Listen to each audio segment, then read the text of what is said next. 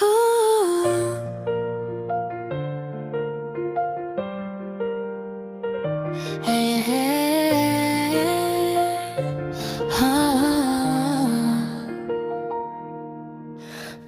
ba lưu luyến trong khi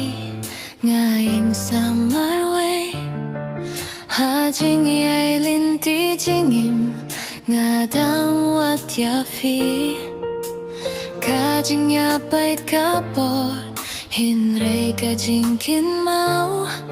Ka sa hado nut nga kam juja hin rei ngal kra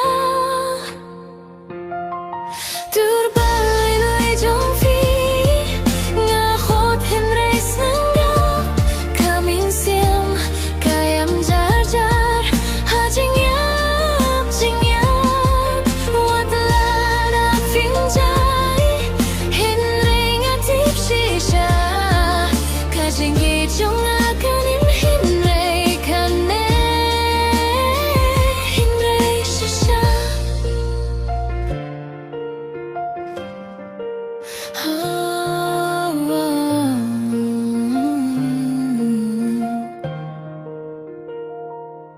Hajing yon jing ep kami nga bait siya kapnen nga duay na binta fi ba fini o ka jing shay kasur jong fi nga nang sagap ha ka jing yam dur hin lay ha jan ha ka donut nga hin lay ngam lak lem fi lara ka linti ka jing yap hin lay jing yet kamin siem nga ngit ba ka jing it kam juru ka jing yet ka jing yam kan kut ka jing yap kan pra hin lay ka jing it jong akane hin lay kan sa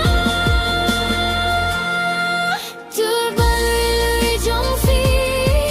nga khot hin lay nga kamin siem kayam jar jar ha jing yap wat la da fi jai hin lay nga tip shisha ka jing it jong akanim junom banta fi hin lay shisha dur ba lui jong fi nga khot hin lay nga kamin siem kayam jar jing jing ai hin lay nga tip shisha nam ba fi hin lay shisha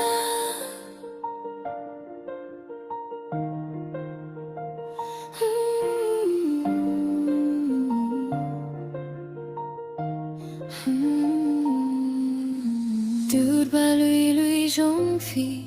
hin rei nga jing yet ha man la ka jing yet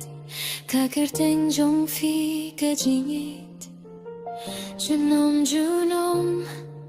nga dang apa